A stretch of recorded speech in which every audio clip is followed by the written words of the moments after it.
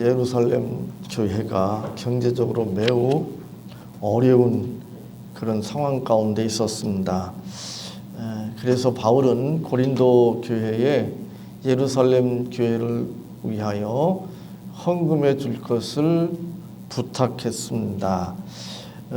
오늘 1절에 보면 성도들을 위하는 연보에 대하여는 내가 갈라디아 교회들에게 명한 것 같이 너희도 그렇게 하라.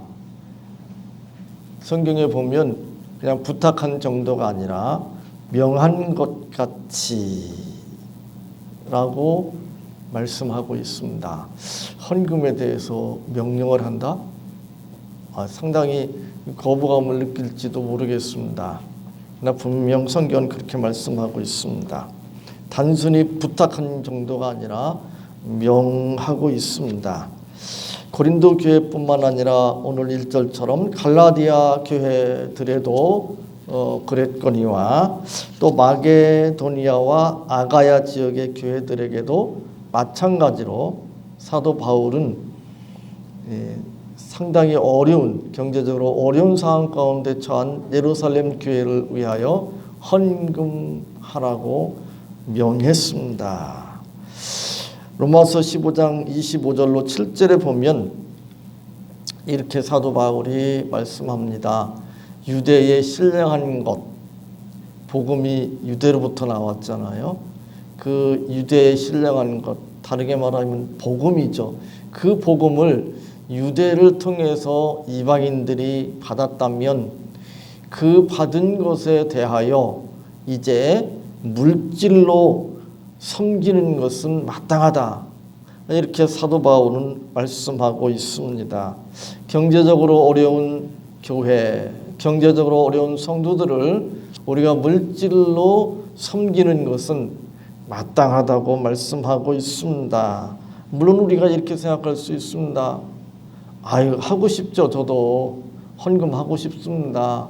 어려운 교회를 위해서, 어려운 성도들을 위해서 저도 헌금하고 싶죠. 마음은 굴뚝 같은데 돈이 없어요. 어떻게 하죠? 이렇게 말할 수 있을지 모릅니다. 그러나 고린도후서 8장 1절로 5절에 보면 그렇게 말할 수가 없습니다. 그렇게 말하는 것은 변명에 지나지 않습니다. 상당히 부담되는 말씀이죠. 거기에 보면 이방인들은 환난의 많은 시련 가운데 있었습니다.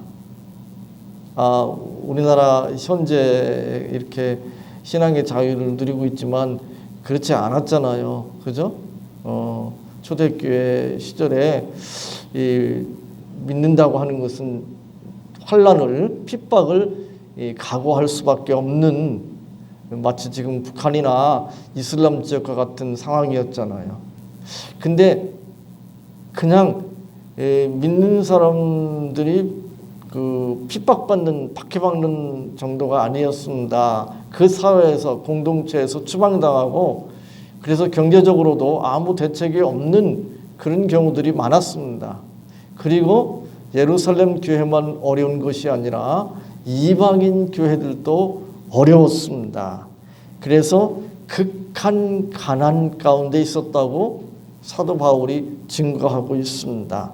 그런데도 불구하고 예루살렘 교회를 위해서 헌금을 했습니다. 어느 정도 헌금을 했는가? 성경에 보면 힘대로 할 뿐만 아니라 힘에 지나도록 자원하여 헌금했다. 이렇게 말하고 있습니다. 영어 성경에 보니까 영어 성경 두 군데를 이렇게 확인해 봤는데 even beyond their ability 그런 표현을 쓰고 있거든요. 그들의 능력을 넘어서서, 또 어떤 영어 성경에 보면 beyond their power, ability 대신에 power라고 하는 이제 단어를 썼는데 그들의 힘에 지나도록, 넘치도록. beyond는 넘어서다는 이야기잖아요. 지나선다는 이야기잖아요. 그러니까 자기들이 할 수 있는 능력을 벗어날 만큼 그것도 자원해서 헌금했다. 이렇게 말씀합니다. 근데 이것에 대해서 성경은 은혜라고 말씀합니다. 고린도후서 8장 4절에 보면 이 은혜와 성도 섬기는 일에 참여함에 대하여 우리가 간절히 고하니, 이 은혜와, 이 은혜는 헌금하는 걸 말합니다. 헌금하는 게 은혜랍니다.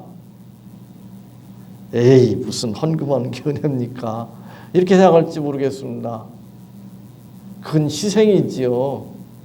그건 뭐 헌신이라고 말할 수 있을지는 모르지만 그게 뭐 은혜일까요?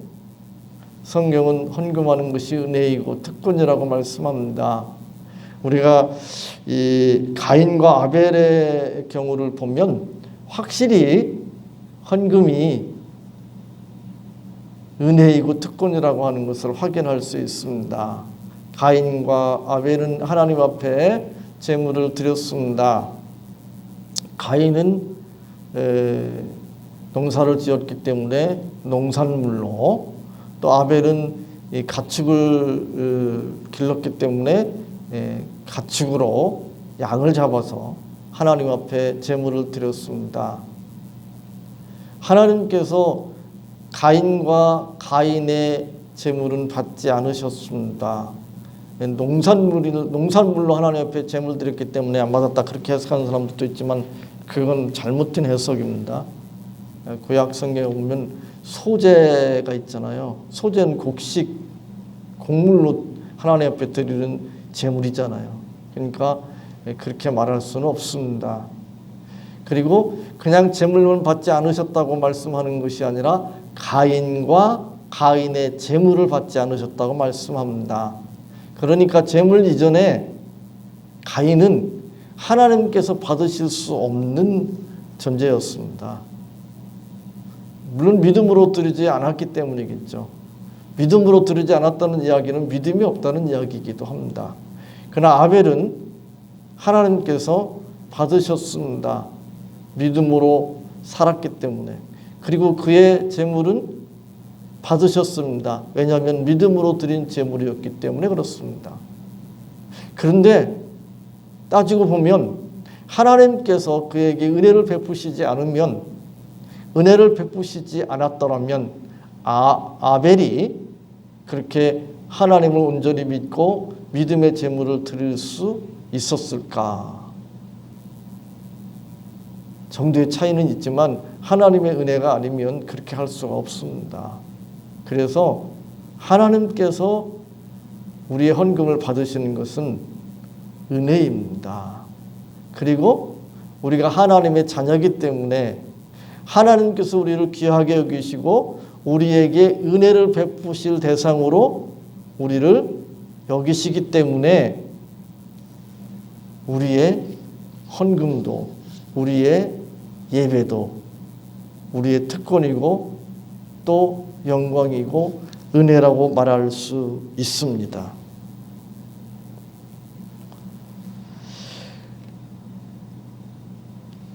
오늘날 그 개교회주의 그런 표현을 많이 쓰잖아요. 옆에 교회 다른 교회는 어떻게 되든 상관없고 자기 교회만 이렇게 사람들 많이 모이고 재정 풍부하고 이렇게 하면 되는 것처럼 생각하는 그런 상황 가운데 있습니다. 심지어 이 작은 교회는 여러 가지 시설도 부족하고 또 여러 가지 프로그램도 이렇게 좀 이렇게 만만치 않고 여러 가지로 좀 신앙생활 하는데 어려움이 있습니다. 그런 이 작은 교회의 어려움들, 그걸 큰 교회들이 다 알고 있습니다. 그래서 그걸 이용해 가지고 그렇게 불편하고 힘든 거 그런 교회 다니냐, 이러면서 끌어갑니다. 대부분 큰 교회는 성도들이 점점 늘어나고 있지만 그 늘어나고 있는 성도들이 거의 대부분은 작은 교회에 다니던 사람들, 처음에 예수 믿고 교회 다니는 경우는 되게 작은 교회들이에요. 이상하게, 그죠? 그리고 거기서 조금 이만큼 신앙이 좀 이렇게 훈련되면 이상하게 빠져나가요. 참 답답하죠. 근데 그걸 방치합니다. 그걸 방치하는 정도가 아니라 즐기죠. 그래서 참 답답한데, 그래서 어떤 교회는 계획하고 올해 초에 한 데다가 지금 뭐 4월 달에 한 데 있는데 20여 개 교회로 이렇게 나눠버리잖아요. 교회로 다 나눕니다. 그리고 담임 목사는 이제 지금 있는 교회를 맡아서 목회는 하지만 만일 5,000명 이상이 모이면 다 이렇게 분리를 해서 개척을 하는데 다 장로도 보내고 또 다 건물도 이렇게 마련해가지고 다 이렇게 해서 성도들도 몇천 명씩 이렇게 떼어가지고 이제 나누는데 만일 5,000명 이상 모임 남으면 자기는 그만두겠다고. 참 대단하죠.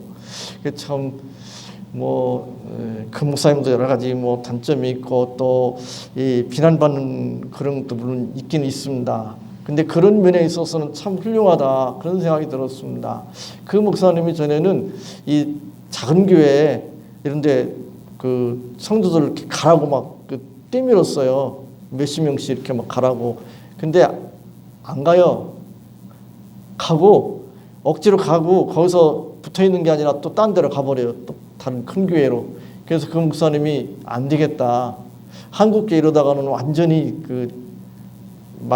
옛날 공룡화되듯이 그렇게 될 수밖에 없겠다 생각을 해서 나누기로 한 거죠. 나누기로 한 건데 글쎄요, 성공할지 안 할지는 모르겠습니다. 근데 지금까지 분리개척한 교회들이 많이 있었지만 거의 다 성공하지 못했는데 이번 경우에는 성공했으면 좋겠다. 또 성공할 가능성도 상당히 좀 높아 보이기도 합니다. 왜 이런 이야기를 하는가 하면 세계 교회 다 따질 거 없이 그냥 한국 교회 안에 있는 모든 교회는 예수 그리스도를 구주와 주님으로 믿는 모든 교회들은 예수 그리스도 안에 하나의 공동체로서의 의식을 가져야 됩니다. 그래서 자기 교회만 생각하면 안 되는 거죠. 다른 교회도 생각해야 됩니다. 그래서 지금 이 고린도 교회뿐만 아니라 사도 바울이 개척한 많은 교회들, 그 교회들에게 다 명령했습니다. 지금 예루살렘 교회가 경제적으로 매우 어려운 상황 가운데 있으니까 이방인 교회들도 힘들고 어렵지만 그럼에도 불구하고 헌금하라, 연보하라 이렇게 명하고 있습니다. 공동체 의식 많이 허물어지고 있는 시대에 살고 있습니다. 그러나 성경은 이것을 강조하고 있습니다. 그리고 이 공동체 의식을 가지고 다른 교회들, 다른 성도들, 다른 지체들이 힘들고 어려운 것에 대해서 잘 살피고 또 돕는 것은 책임이라고 우리에게 말씀하고 있습니다. 물질과 시간과 노력을 하나님께 드림으로 다른 교회들, 다른 형제자매들을 돕는 것, 섬기는 것, 그것은 예수 그리스도를 구주와 주님으로 온전히 믿는 사람이라면, 복음을 제대로 아는 사람이라면 당연히 보여야 할 반응이라고 말할 수 있고 책임이라고 말할 수 있습니다. 많은 경우에는 그렇지 않은 모습을 보게 됩니다. 그래서 요즘은 그런 표현도 씁니다. 이 교회 저 교회 등록하지 않고 떠돌아다니면서 교회 쇼핑하는 사람들도 있다. 이 교회 쇼핑이라는 말은 좀 지나친 말이지만 그런 표현을 쓰는 사람들도 있습니다. 그건 제대로 된 신앙이다 이렇게 말하기가 어려울 것입니다.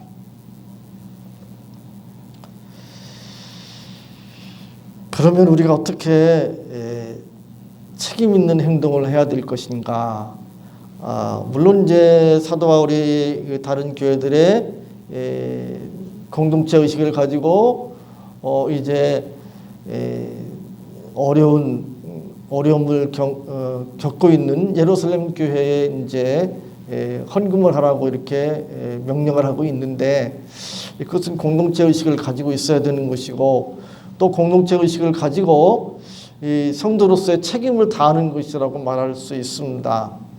그런데 사도 바울은 어떠냐? 우리가 다른 사람한테는 책임을 이야기하면서 자기는 책임을 다하지 않는 경우가 많습니다. 그죠? 그리고 말로만 책임을 이야기하는 사람들이 있습니다. 이 문제가 있으면 제가 책임을 지겠습니다. 이렇게 말은 하죠. 근데 어떻게 책임질 것이냐? 구체적으로 없어요. 그러면 그건 말뿐이잖아요. 사도 바울은 책임을 지라고 성도들에게 명령할 뿐만 아니라 자기도 책임을 다하고 있는 것을 오늘 본문을 통해서 확인할 수 있습니다. 오늘 1절 2절에는 이렇게 말씀합니다. 성도들을 위하는 연보에 대하여는 내가 갈라디아 교회들에게 명한 것 같이 너희도 그렇게 하라. 매주일 첫날에 너희 각 사람이 이를 얻은 대로 저축하여 두어서 내가 갈 때에 연보를 하지 않게 하라. 여기에 보면 저축하여 두어서 내가 갈 때에 연보를 하지 않게 하라. 그 말은 책임을 다하기 위해서 미리미리 준비하라, 그런 말씀이라고 해석할 수 있습니다. 헌금도 예외가 아닙니다. 미리미리 준비해야 됩니다. 헌금뿐이겠습니까? 모든 것이 그렇습니다. 미리 준비해야 합니다.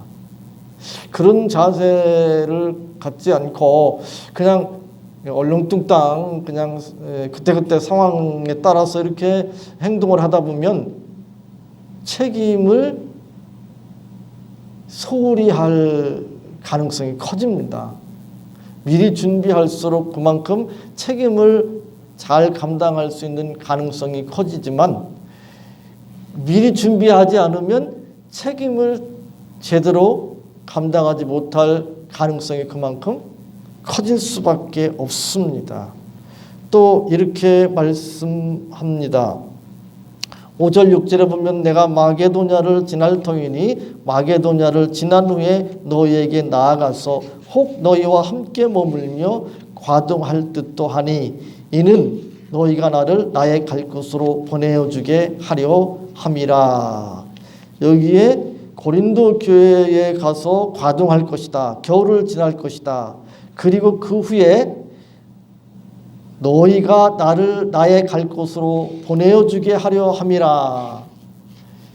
겨울 동안 고린도 지역에 머물 뿐만 아니라, 고린도 교회에 머물 뿐만 아니라 그 뒤에 이제 사도 바울의 선교 계획이 있는데, 그 선교 계획을 행할 수 있도록 고린도 교회가 뒷받침해 주기를 지금 말씀하고 있는 거죠.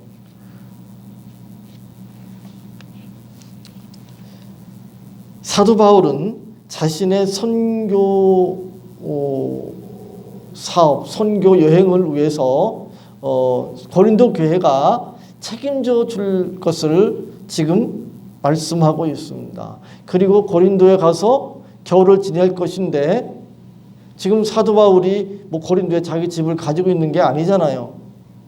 그리고 사도 바울이 자기가 지금 물론 이제 한때 텐트 짓는 일을 하면서 이렇게 선교를 했지만 항상 그런 건 아니었습니다. 그러니까 특별한 어떤 생활비를 이렇게 만들 수 있는, 마련할 수 있는 그런 상황이 아니었기 때문에 고린도 교회가 이제 사도 바울이 그곳에 가서 겨울을 지내는 동안 필요한 것들을 공급해 줘야 되고, 또 사도 바울이 이제 선교 계획을 가지고 그것을 행할 수 있도록 또 고린도 교회가 후원해 줘야 되는 거죠. 그걸 지금 사도 바울은 고린도 교회 성도들에게 말씀하고 있습니다. 이제 7절로 9절에 보면 이렇게 말씀합니다. 이제는 지나는 길에 너희 보기를 원치 아니하노니 이는 주께서 만일 허락하시면 얼마 동안 너희에게 함께 유하기를 바람이라. 내가 오순절까지 에베소에 유하려 함은 내게 광대하고 공유를 이루는 문이 열리고 대적하는 자가 많음이니라. 이 사도 바울이 고린도 교회에 가가지고 겨울을 이렇게 지나려고 이렇게 생각을 했습니다. 그런데 이 계획대로 지금 할 수 없는 상황이 벌어졌습니다. 왜냐하면 9절에 보면 내게 광대하고 공유를 이루는 문이 열리고 대적하는 자가 많음이니라 라고 말씀하고 있습니다. 에베소에 지금 바울이 있는데 이 에베소에 복음을 전할 그런 기회가 열렸다는 것입니다. 복음을 전할 기회가 열렸을 뿐만 아니라 이제 반대로 대적하는 사람들도 많기 때문에 자기가 지금 에베소를 떠나서 고린도로 가려고 했지만 상황이 지금 이렇게 자기가 생각했던 것과는 계획했던 것과는 다르게 지금 이런 상황이 벌어지고 있기 때문에 자기는 지금 고린도에 갈 수 없다는 것입니다. 그래서 당분간 에베소에 머물면서 이 복음의 문이 활짝 열렸는데 이제 이 복음을 전해야 되겠고 또 이게 복음이 전해질 때마다 일어나는 현상이 뭐냐면 많은 대적자들이 일어난다고 하는 사실입니다. 많은 대적자들이 일어나기 때문에 그 대적하는 사람들, 그 사람들로부터 이 에베소 교회 성도들을 복음으로 하나님의 말씀으로 지키고 보호해야 될 책임이 있는 거잖아요. 그래서 자기는 고린도 교회에 빨리 가고 싶지만 지금 그렇게 할 수가 없다. 고린도 교회에 가서 그들이 예루살렘 교회를 위하여 연부한 그 헌금을 가지고 예루살렘 교회에 이렇게 가려고 했는데 그것도 매우 중요하죠. 예루살렘 교회가 지금 매우 어려운 상황 가운데 있으니까. 그런데 그것도 중요하지만 그리고 그것도 해야 되지만 지금 에베소 지역에 복음의 문이 활짝 열렸기 때문에 그리고 또 에베소 교회 성도들을 이 대적하는 많은 사람들로부터 지켜야 되기 때문에 자기는 거기에 더 머물러야 되겠다는 것입니다. 이것이 복음 전도자로서 신앙인으로서 책임 있는 자세라고 말할 수 있습니다. 이제 또 이렇게 말씀합니다. 그러면 예루살렘 교회가 지금 상당히 어려운 상황 가운데 있고 또 고린도 교회가 예루살렘 교회를 위해서 헌금을 한 것을 이제 전달해야 되는데 자기가 에베소에 이런 급한 일이 생겨서 중요한 일이 생겨서 못 가니까 그러면 그것으로 그냥 내버두는가 그렇게 하지 않는다는 사실입니다. 그래서 10절 12절에 보면 디모데를 보냅니다. 디모데가 이르거든 너희는 조심하여 저로 두려움이 없이 너희 가운데 있게 하라 라고 말씀합니다. 사도 바울이 고린도 교회에 가야 되고 고린도 교회 성도들은 사도 바울이 오기를 원했습니다. 사도 바울이 와서 자기들이 헌금한 것을 가지고 예루살렘 교회에 전달해 주기를 원했습니다. 근데 사도 바울은 지금 상황이 여기 에베소에 더 급박하고 중요한 일이 생기기 때문에 갈 수가 없게 된 거예요. 그래서 디모데를 보내게 됩니다. 디모데를 보내는데 디모데는 나이가 참 어린 상황에 있었습니다. 그래서 지금도 그렇지만 이 역사를 거슬러 올라갈수록 나이가 어리면 좀 가볍게 보는 무시하는 그런 경향이 있습니다. 우리가 잘 알고 있지만 가장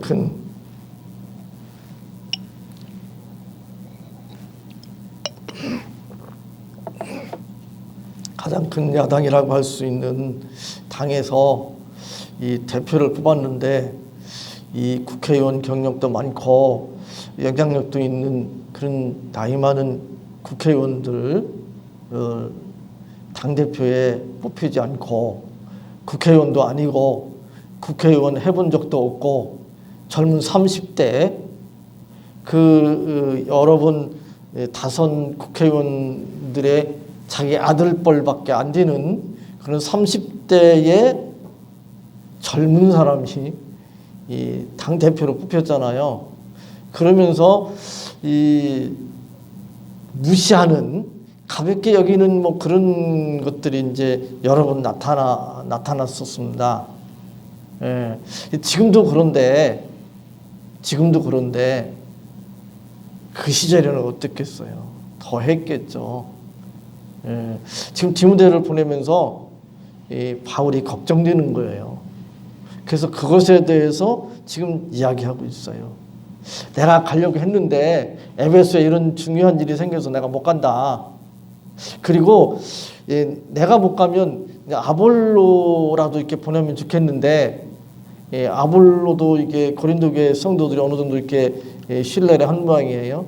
근데 아볼로는 갈 마음이 없어요. 개인적인 사정으로 갈 수가 없어요. 그래서 나이 어린 청년인 디모데를 보낼 수밖에 없는데 이 나이가 어리기 때문에 그리고 이 젊은 사람들을 이렇게 좀 가볍게 여기고 무시하는 그런 상황 가운데 있기 때문에 디모데가 얼마나 두렵고 불안하겠어요. 그러잖아요. 그리고 바울도 걱정이 되겠죠. 그래서 고린도 교회 성도들에게 특별히 이에 대해서 언급하고 있습니다. 디모데가 이르거든 너희는 조심하여 저로 두려움이 없이 너희 가운데 있게 하라. 11절에 그러므로 누구든지 저를 멸시하지 말고 평안히 보내어 내게로 오게 하라. 이렇게 부탁하고 있습니다. 오늘 본문 말씀을 통해서 고린도 교회 성도들에게 어떻게 하는 것이 책임 있는 신앙인의 삶인지 그리고 자신이 얼마나 책임 있게 행동하고 있는지를 오늘 짧은 12절의 본문을 통해서 우리에게 보여주고 있습니다. 우리는 예수 그리스도 안에서 교회의 책임 있는 일원이 되어야 합니다. 구체적으로 어떻게 책임 있는 신자가 되는 것인가? 오늘 본문 말씀을 통해서 우리가 몇 가지 배울 수가 있습니다. 우리 모두가 이 예수 그리스도 안에서 지체로서 우리가 책임 있는 그런 자세를 가지고 신앙생활을 해야 되겠습니다. 근데 그 책임이라고 하는 것이 그냥 부담이고 또 짐이라고 생각하면 안 된다고 하는 사실입니다. 그것은 하나님의 자녀이기 때문에 우리가 하나님의 백성이기 때문에 하나님께서 우리에게 지어주신 책임이고 그래서 그것은 은혜이고 특권이라고 말할 수 있습니다.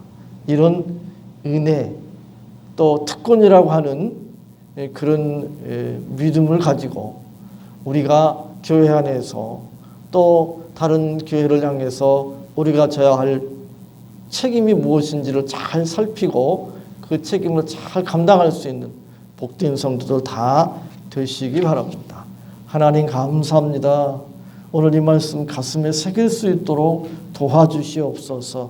책임이 그리스도 안에서 저희들이 져야 할 책임이 은혜이고 특권이라고 말씀하여 주시니 감사합니다.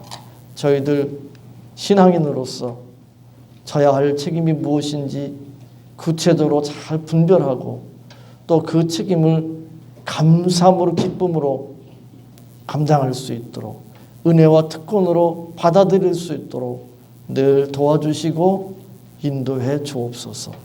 예수님의 이름으로 기도하옵나이다. 아멘.